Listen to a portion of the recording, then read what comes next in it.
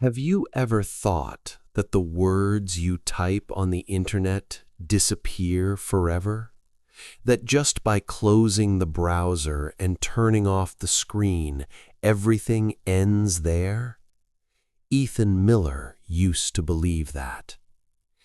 Ethan was 17, living in a quiet suburban town in the northern United States, a place where houses were so identical they were hard to tell apart, and people were polite but distant.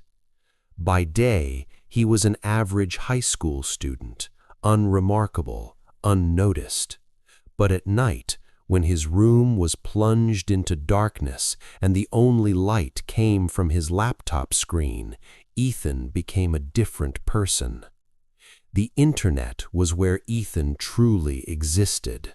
There he didn't need to look into anyone's eyes, didn't need to hear his own voice tremble or witness any consequences. He just needed to type. At first, it was just snide comments, anonymous messages meant to tease. But Ethan soon realized that words, if cold enough, could cut deeper than any physical blow. Every time he hit the enter key, Ethan felt a sense of relief, as if he had just unloaded a heavy weight from his chest. He didn't think it was a crime. He thought they were just words, and words don't make anyone bleed. Then Ethan saw an account named L belonging to a student at his school. The profile picture was blurry, the face indistinct. The posts were short and disjointed, talking about the feeling of being watched, about loneliness, about the desire to disappear from this world. Elle never fought back, never retaliated. She only apologized, even when it wasn't clear what she had done wrong. Ethan didn't know why he chose Elle. Maybe it was her silence. Maybe it was because he knew he could push her further. The messages began to appear more frequently. No one needs you. It would be better if you disappeared. Maybe you never existed in the first place. Ethan typed those sentences with a cold detachment, as if completing a meaningless task. Then one day, Elle's account vanished. No goodbye, no final post, just a sudden silence, like a room locked from the inside. Ethan didn't care. The internet was used to people coming and going. But that night, when Ethan opened his laptop, the screen lit up slower than usual. The mouse cursor froze, then moved on its own. A chat window popped up with no sender name, just a single line of text. "Are you awake?" Ethan laughed softly, thinking it was a prank, but a second line appeared, character by character, appearing slowly, as if typed from a place very far away. "You write so much. Why are you silent now?" From that night on, Ethan started dreaming. In his dreams, he sat before an endless screen where millions of lines of text scrolled past ceaselessly. Every line was something he had once written, but they were no longer directed at others. They turned back, aiming straight at him. "No one needs you. It would be better if you disappeared." When he woke up, Ethan saw those words faintly burned into the powered-off screen, like an afterimage that refused to fade. At school, he heard news that a girl in his grade had taken an indefinite leave of absence. No one stated the reason clearly, but in Ethan's head, the letter L rang out like a whisper. The nameless messages continued to appear on his phone, on the TV, even on the steamy bathroom mirror. "Do you see me?"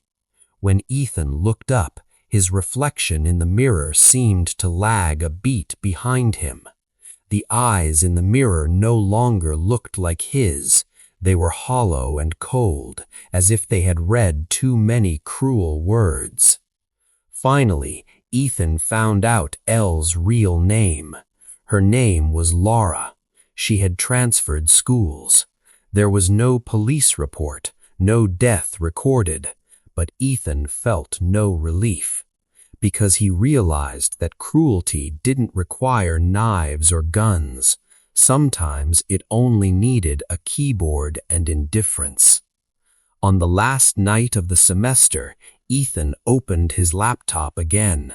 The screen was blank, no new messages, but when he started to type, the characters that appeared were not the ones he chose. They arranged themselves into a single sentence. We are never truly offline. Ethan slammed the laptop shut, but in the darkness he could still see lines of text floating around him, needing no screen to exist. And for the first time, Ethan understood what it meant to be haunted by his own words. In the days that followed, Ethan began to fear the silence, not because of too much noise, but because of the lack of it. The quiet suburban house now felt suffocating, as if every wall was listening. At night, he lay in bed, eyes wide open, staring at the dark ceiling, waiting for a familiar notification sound. But there was nothing. It was that very absence that made his heart pound harder. At school, everything continued as normal, and that made Ethan feel wrong. The bell rang, students laughed and talked, teachers lectured on things irrelevant to real life. Ethan sat there, hearing the sounds around him as if they were echoing from far away, his mind constantly pulled back to the invisible words. He began to notice small details he had never cared about before. The way people bowed their heads looking at their phones, the way fingers swiped across screens, the way a careless sentence could make someone's face change. Ethan realized that the internet wasn't inside the computer, it was inside everyone's heads. One afternoon, sitting alone in the library, Ethan opened his laptop just to check the time. The screen reflected his face, pale and exhausted. For a split second, he thought he saw a line of text scroll past, but when he looked closely, it was just a white page. Ethan closed the machine quickly, as if he were afraid that if he looked any longer, something would manifest. That evening, Ethan tried to do something he had never done before. He logged back into an old forum, once his familiar playground, and started typing an apology. Not aimed at anyone specific, just a few disjointed, clumsy sentences. But as he prepared to press enter, the cursor froze. The text disappeared, the characters fading away, leaving a new sentence to take its place. No need to apologize. You already said it. Ethan jerked his hands back from the keyboard, his heart racing.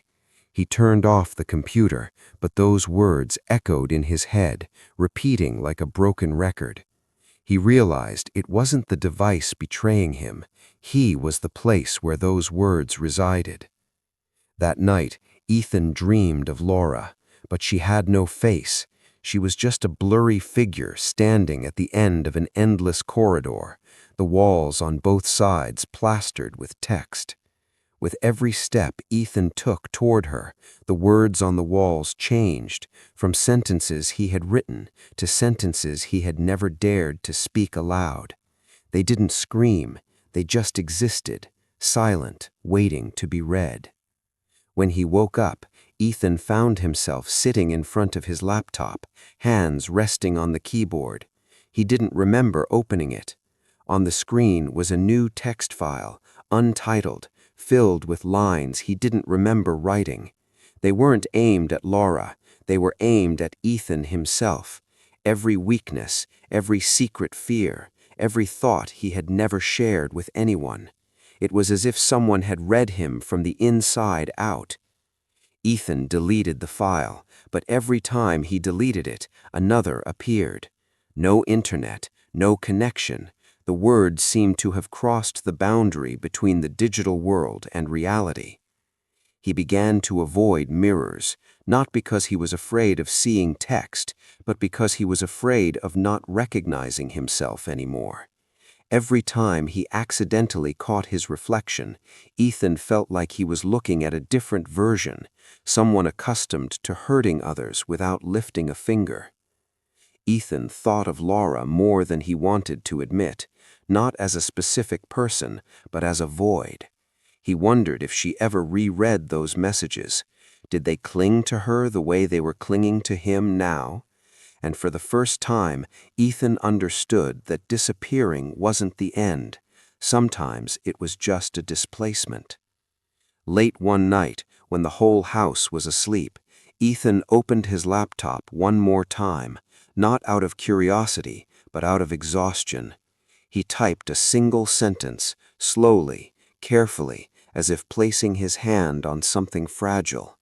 I was wrong. There was no immediate response. No text appeared, only the cursor blinking steadily, patiently. Then the screen dimmed. It didn't turn off completely, but it looked as if someone had lowered the brightness of the entire room. On the black background, a line of text appeared, carrying neither anger nor forgiveness.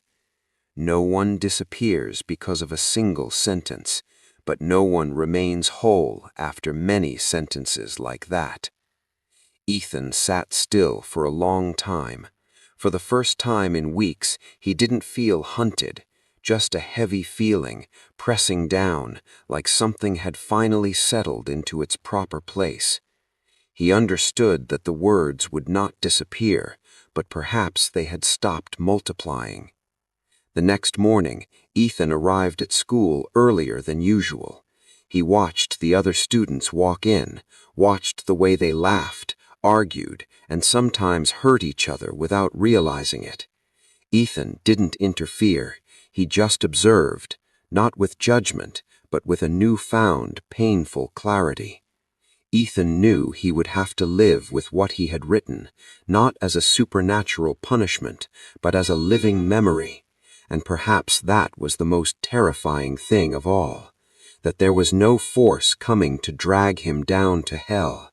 There was only himself, every day, having to face the words that are never truly offline.